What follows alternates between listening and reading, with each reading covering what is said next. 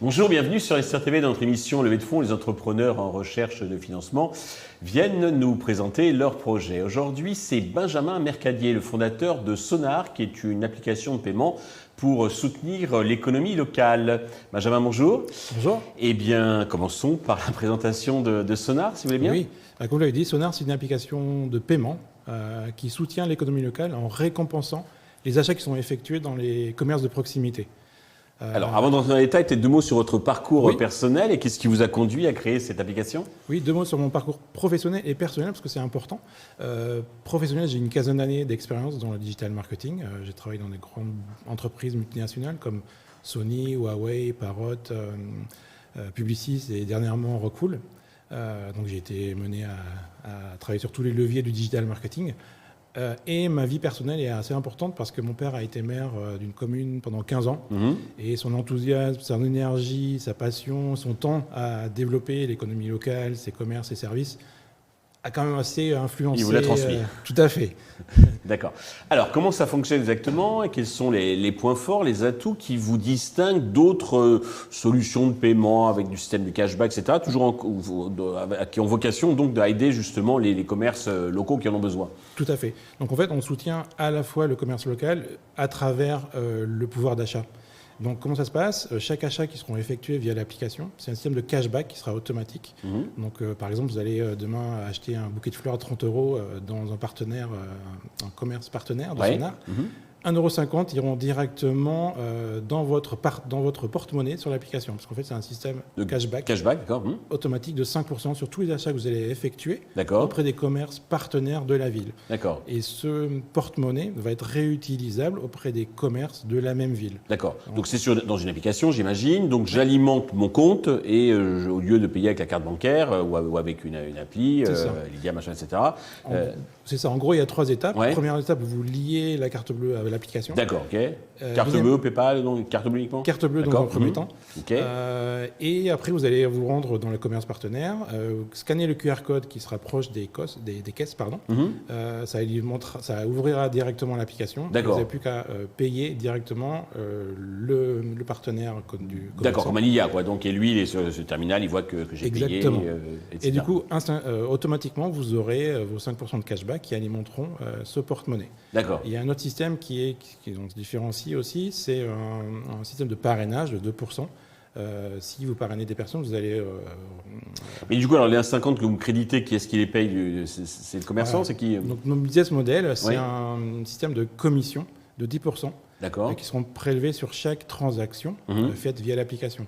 Ce système de commission de 10% est ventilé à 5%. On redistribue les 5% de cashback. D'accord. Et notre rémunération qui se situe entre 3 et 5%, dont 2% pour le programme de parrainage. D'accord, ok. Oui, alors du coup, il faut que je dépense au moins, pour faire 1,50, il faut que j'ai... c'est pas 1,50 fixe, c'est un pourcentage sur mon achat, c'est ça? Exactement, c'est D'accord, 5% sur d'accord, tout le 1,50 c'était pour montant. l'exemple, c'est ça? C'est ça, exactement. D'accord. L'exemple, c'était je dépense 30 € de fleurs et j'ai 1,50 D'accord, très bien. € dans mon porte-monnaie que je peux réutiliser le jour même chez mon pâtissier préféré. Ok. Alors justement, vous en êtes où? Parce que là, il faut déployer, il faut vous faire connaître. C'est un peu le problème, c'est qu'il faut d'un côté vous faire connaître des commerçants et puis vous faire aussi connaître du grand public. Alors comment allez-vous gérer cette difficulté? Parce que c'est quand même assez complexe. Donc on rencontre associations de commerçants tous les jours, les mairies également. C'est un peu plus loin à rencontrer, mais en tout cas, ce que je peux vous dire, c'est 100% des mairies que nous avons rencontrées veulent soutenir en termes de communication dès qu'elle sera prête l'application. D'accord. 100% des associations de commerçants également adhèrent au projet et soutiendront également l'application. Et donc c'est du one-to-one avec les commerçants. On essaye d'éduquer, de propager, de démontrer les avantages. Et franchement, les commerçants voient très très vite les avantages de l'application. Et aux alentours de 80% des commerces que nous rencontrons vont surtout qui n'ont rien. Vous venez vous greffer sur des systèmes de paiement déjà existants. Ils n'ont pas besoin de s'équiper donc exactement. Donc c'est vraiment très simple pour eux. Voilà, c'est exactement. Excusez-moi, c'est vraiment très simple pour eux. Et c'est du donnant-donnant parce qu'en fait, on leur apporte un trafic qui va être quantifié, qualifié. Ils auront aussi un système de fidélisation, c'est-à-dire qu'au bout de 5 ou 10 passages dans ce même commerce, une promotion supplémentaire sera activée. Donc l'idée, c'est faire revenir sur l'application et revenir chez les commerçants. D'accord. Alors, vous disiez, alors au niveau des déploiements, donc vous déployez sur toute la France ou ce qu'on appelle une stratégie peau de léopard, c'est-à-dire vous commencez sur quelques zones et puis ensuite vous étendez. Oui, tout à fait. Donc, on va chercher un financement pour développer le MVP. MVP qui n'est pas encore lancé. Parce que là, vous en êtes tout au niveau techno, disons, IT de l'appli ? On est en phase de pitch. D'accord. Ce que je fais en face de vous aujourd'hui. Donc, on cherche des fonds pour créer le MVP. Les devs sont chez vous ou c'est externalisé ? Sera à maison. Donc, il y a un CTO qui est prêt, qui attend plus que ça. Donc l'idée, c'est de se développer sur une zone déjà qualifiée, qu'on a déjà rencontré les commerces, certaines mairies et les associations de commerçants. La CCI aussi sera prête à diluer, commencez par quelle région ? Val-de-Marne, le nord du Val-de-Marne, que je connais très bien parce que j'y habite. Donc je rencontre tous les jours les commerçants. Bien sûr. Et il y a un vrai enthousiasme derrière ce projet-là. Ok. Donc votre business model, c'est de toucher une commission, on a compris. Alors vous ne faites pas encore le chiffre d'affaires. Les projets, à partir de quand vous comptez en faire et quel sera l'objectif pour la première année, la prévision ? Alors la prévision, la première année, je préfère vous donner la troisième année. Alors la troisième on sera sur un objectif de 860 000 € avec 30 000 utilisateurs. De chiffre d'affaires pour vous, hein ? Exactement, de chiffre d'affaires. Et donc, voilà, on est en phase de pitch. D'accord.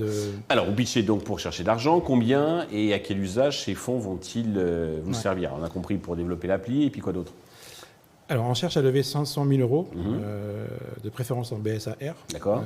L'idée, c'est de ventiler ce budget autour de 3 canaux, le développement, le marketing et les RH. D'accord, ok. Pour conclure, est-ce que vous avez un message particulier à destination de tous les investisseurs qui nous regardent ?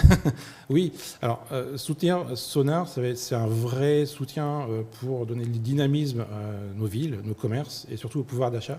D'autant que ça rejoint une initiative du ministère de l'économie très récemment qui a mis en place un plan d'action pour soutenir... Action cœur de ville, non, c'est pas ça ? Oui, tout à fait. Et donc pour mettre en avant les commerces de proximité dans les villes moyennes, rurales, des communes, etc. Parfait. Eh bien, Benjamin, merci. Je vous souhaite donc le succès pour Sonar. Tous les investisseurs intéressés peuvent contacter directement Benjamin ou contacter la chaîne qui transmettra vos coordonnées.